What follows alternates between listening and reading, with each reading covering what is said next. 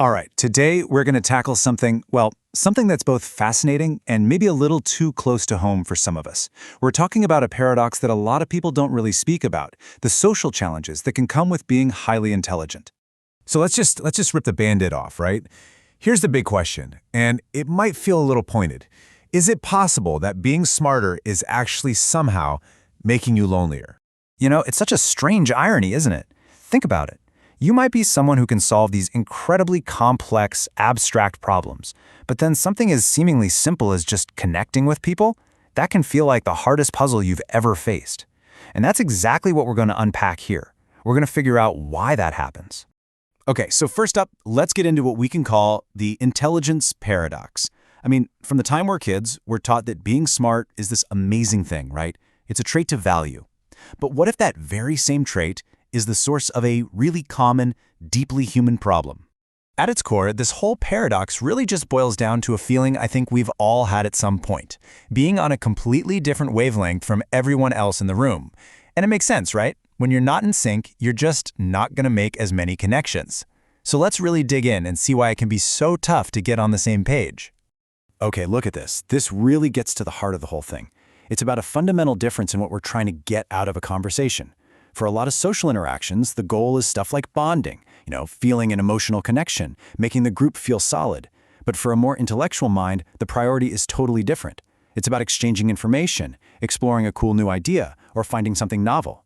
Neither one is wrong, but you can see how they're just aimed at different targets. That mismatch is where the trouble starts. And that mismatch, it creates some very real-world friction. Think about it. Small talk, it can feel like an absolute chore, like it's just so inefficient and draining. Or maybe your interests are so specific that, trying to explain them just gets you blank stares. There's this constant need for depth, for something more, that just isn't there in a lot of everyday chats. And the worst part? It can make you seem intimidating or even arrogant, which is not at all what you're trying to be. And don't even get me started on the frustration of hearing logical fallacies in just a casual chat.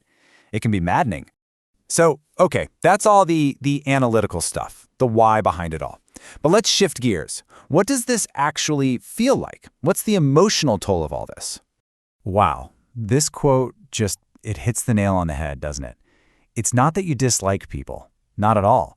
It's the exhaustion, the pure mental drain of constantly having to translate yourself for other people. You have to simplify, downshift, rephrase, just so they can understand where you're coming from. You basically become a full-time interpreter for your own brain. And when you strip everything else away, that's what's left. Just this deep, nagging feeling that the people around you just fundamentally don't get you.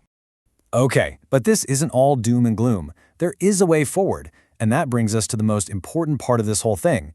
It's all about making a critical shift in how you see the world, about choosing quality over quantity. It's about completely reframing what you even think friendship is. So let's start with a new term, a really important one, the intellectual peer. Now, this isn't just another word for friend. No. This is something different. An intellectual peer is someone you can have that deep, stimulating connection with. The kind of connection that's built on a real, mutual understanding and, a shared curiosity about the world. That is what you're looking for. That's the prize. And this right here, this visualizes that shift perfectly. You see that first bar? A big network of acquaintances. And look, for a lot of people, that's the goal, and that's totally fine. But for the kind of person we're talking about, the real value, the higher priority, is that second bar. It's a much smaller circle, yeah, but it's made up of truly deep connections.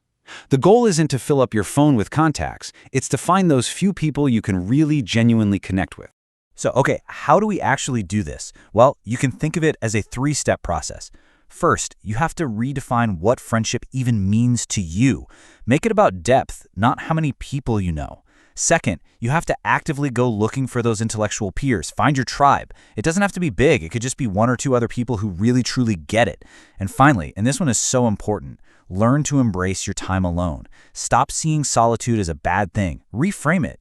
It's your opportunity to do the deep thinking that your brain is literally built for. If there's one single thing I want you to walk away with today, it's this. That feeling of isolation, it's not because there's something wrong with you.